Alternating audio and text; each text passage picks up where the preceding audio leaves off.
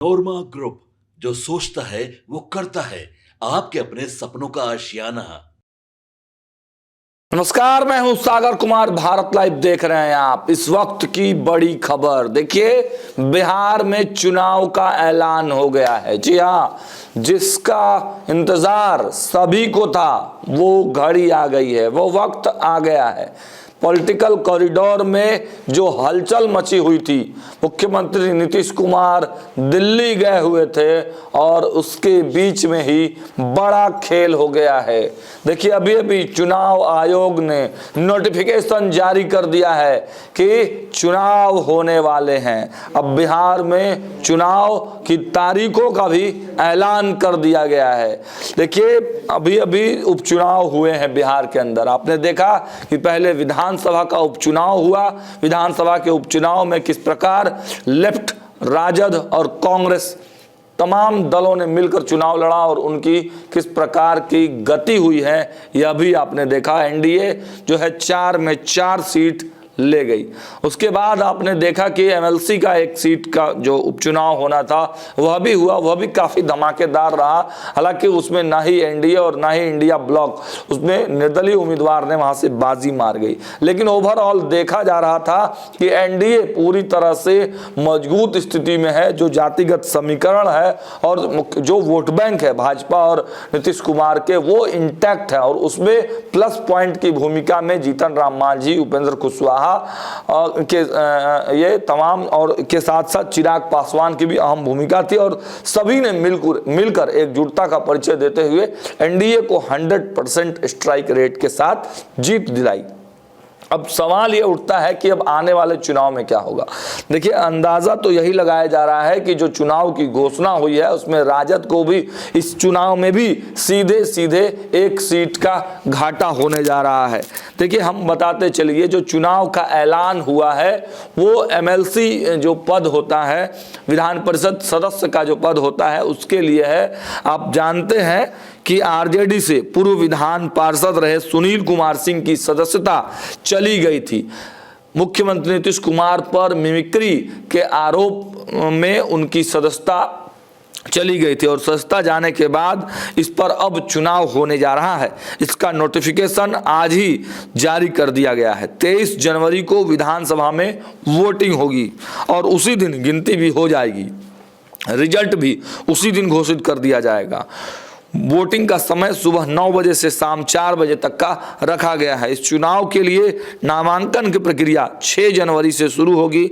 नामांकन की अंतिम तिथि 13 जनवरी रखी गई है।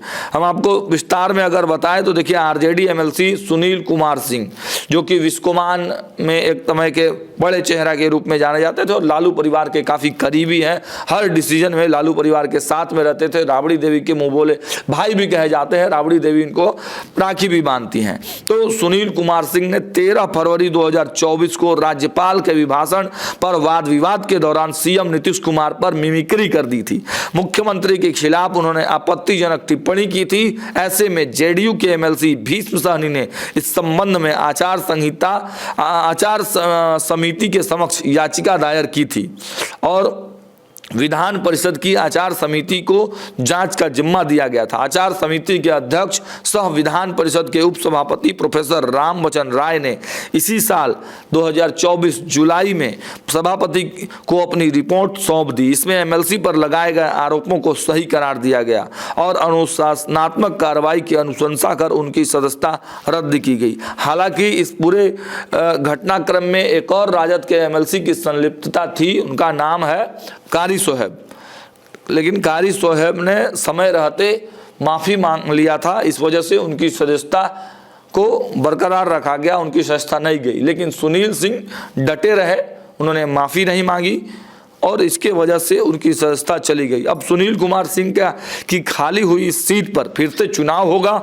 उधर सवाल है कि क्या सुनील सिंह वापस नामांकन कर सकते हैं। इस पर वरिष्ठ जानकार ये बताते हैं कि उपचुनाव होने वाला है। इसमें निश्चित तौर पर सत्ता पक्ष के लोग ही विधान परिषद का सदस्य बनेंगे, क्योंकि यह जो चुनाव होगा 1 सीट के लिए होगा। वोटिंग सभी 243 विधायक करेंगे तो निश्चित तौर पर एक भी संख्या किसी की ज़्यादा रहेगी तो उसकी जीत होगी। सत्ता पक्ष की संख्या ज़्यादा है तो यह सीट भले आरजेडी के खाते में थी, लेकिन अब यह सीट सत्ता पक्ष के पास चला जाएगा। उम्मीद की जा रही है कि यह चुनाव भी निर्विरोध जीत लिया जाएगा। देखिए, हो सकता है मुख्यमंत्री नीतीश कुमार जब दिल्ली में आज मौजूद हैं, अगर कहा जा रहा है कि उनकी नाराज़गी है और उसके बाद उनको मनाने की सारे कवायद फेल हो चुके हैं, लेकिन चिराग पासवान ने भी उनको मनाने की कोशिश की है। और अब देखने वाली बात होगी कि जब भारतीय जनता पार्टी से उनकी साठगांठ अगर बच जाती है सरकार, तब भाजपा और जनता दल यूनाइटेड मिलकर यह तय करेगा कि आखिर उन किसके पास ये सीट जाएगी। क्योंकि 5 दल हैं बिहार के, एनडीए ब्लॉक में 5 दल हैं, 5 दल में से किसको ये सीटें मिलती हैं, यह एक बड़ा सवाल है। लेकिन अभी खबर यह आ रही है दिल्ली से कि मुख्यमंत्री नीतीश कुमार भाजपा के कुछ नेताओं से, कुछ यानी कि बड़े जो शीर्ष नेतृत्व हैं, शीर्ष चेहरे हैं, उनसे कुछ बातचीत करने को तैयार हुए हैं। अब देखिए उस बातचीत के बाद क्या कुछ निकल कर आता है वह भी हम अपडेट देंगे। देखते रहिए भारत लाइव। बहुत बहुत धन्यवाद। आपके सपनों को हमने सजाया है, ई होम्स पैनोरमा को हमने बनाया है। ई होम्स मेरा एक सपना था जिस पे मैं पिछले 4 साल से काम कर रहा था। हमने जो बनाया है वो सबने है माना। ई होम्स पैनोरमा में हो आपका भी आशियाना। और फाइनली हमने 2021 में इस प्रोजेक्ट को लॉन्च किया। बहुत लोग अप्रिशिएट कर रहे हैं कि पूर्णिया जैसे शहर में, बिहार के, एक तो बिहार की बात करें उसमें भी पूर्णिया जैसे छोटे जगह में इस तरह का लाइफस्टाइल देना, ये सुन के हम लोगों को बहुत अच्छा लगता है। ई होम्स में हमने कुछ और भी किया है, जैसे हम जिस जगह में रह रहे हैं हमारे फैमिली सिक्योर हो, उनको सिक्योरिटी का ध्यान में रखा है। आपकी सुविधा और सुरक्षा आपके लिए खास है, ये आपका विश्वास है। इसमें आर्टिफिशियल इंटेलिजेंस का 7 लेयर सिक्योरिटी का हमने इस्तेमाल किया है। लस ग्रीन कैंपस को बनाया है। यदि हमारा बाउंड्री वाल है तो वो वर्टिकल गार्डन है। ये जितनी भी फैसिलिटी होता है एक इंटरनेशनल टाउनशिप में, ई होम्स है, ये हम लोग विश्वास नहीं कर पा रहे हैं। जो भी हमारे मित्र दोस्त या जो भी हमारे बाहर के बाहर आते हैं तो हम लोगों को बहुत अच्छा सुनने को मिलता है और बहुत अच्छा क्रेडिट मिल रहा है। वो सारा हमने सिर्फ एक बिल्डिंग नहीं बनाया, हमें एक बहुत अच्छा लाइफस्टाइल दिया ई होम्स में, और मेरा एक सपना था जिसको मैं आज फुलफिल होते हुए देख पा रहा हूँ। ये आपका आवास है। ई होम्स पैनोरमा में अब आपका निवास है। E homes Panorama, luxurious lifestyle redefined. Panorama group, जो सोचता है वो करता है। अगर ये वीडियो पसंद आई और वह बिहार के राजनीति और बिहारियत से सरोकार रखेनी तो सब्सक्राइब बटन दबा के चैनल के सब्सक्राइब कर ली। ओजे एगो घंटी बा, ओकरा बटन दबा देला से कुल सटीक और मारक खबर रुआ मुफ्त में मिल जाई। अगर रुआ पत्रकारिता के हमनी के नया प्रयोग में सहयोग कर चाहतानी तो ज्वाइन बटन दबा दी। पेटीएम नंबर नोट कर ली 9386 816 700।